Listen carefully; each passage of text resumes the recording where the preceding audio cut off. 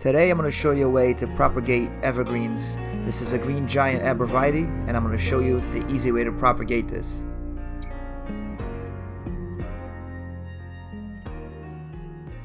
So the first thing you need to do is grab yourself some garden shears. A nice pair like I have here. I do have the links in the description. I highly recommend this pair of shears that I have here. Next, you want to select your cutting, and you want to select a cutting that has some green. So you can see this cutting here has some green on the tips, and you want to select a cutting that's fairly young and not too mature. Take your time to select the right cutting because this is important, and the better the cutting is, the more it will ensure that it's going to root and the more success you're going to have.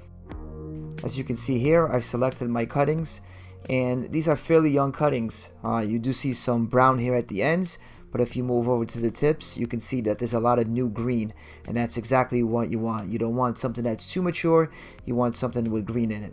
We're going to be using this rooting hormone here, and all product links are in the description. So after you selected your cutting, the next thing to do is prepare it in order to plant it and hopefully take root. And we're going to go over detail, but you can see here that I'm cutting some of the tips off. At the end of the cutting, I'm going to go ahead and remove some of that bark off. And I basically just removed some of this brown bark off until you see the white part.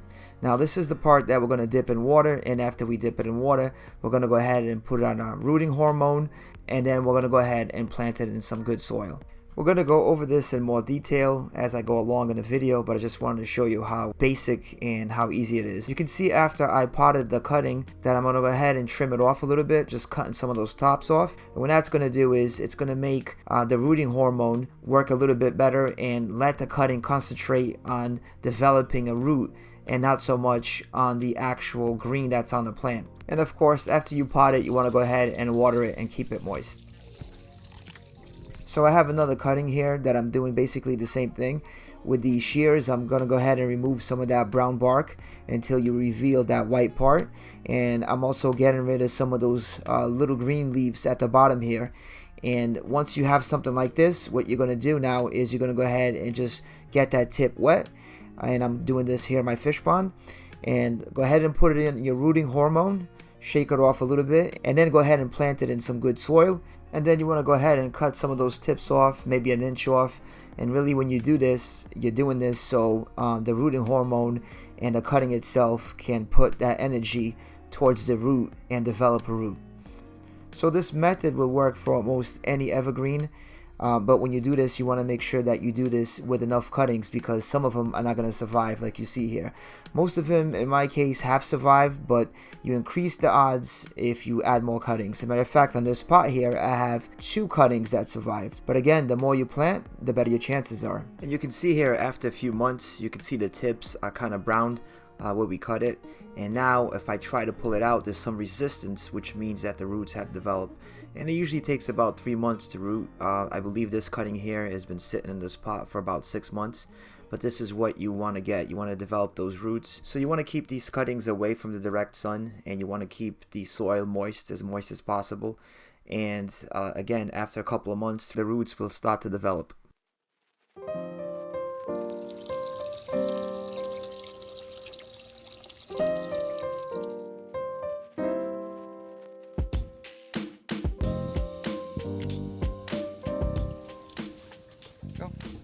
There you go.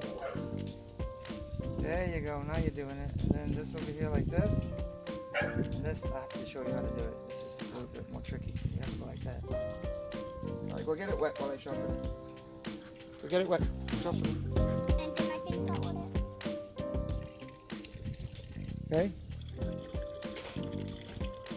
Shake it off. Make a little hole with your finger right here in the middle. There you go. That. And then put it in there.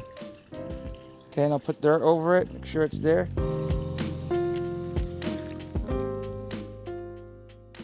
So this is a fun activity that you can do with your kids. It's easy to do. It's relatively safe. And it gets them out there. Don't forget, I have all the links that you're going to need in the description. And again, very simple method to propagate these cuttings. This is a green giant evergreen, and it just creates a beautiful, nice full hedge. If you buy these evergreens from a home center already mature, already potted and started for you, they are expensive, so this is an easy way to do it yourself and create that hedge. This cutting has been successfully rooted. As you can see, it has some brown on the edges, and if you pull on it, there's resistance, which means it has developed roots. Thanks for watching. I hope this has been helpful and it gets you started on that privacy hedge successfully. Don't forget to subscribe for more videos. We'll see you in the next one.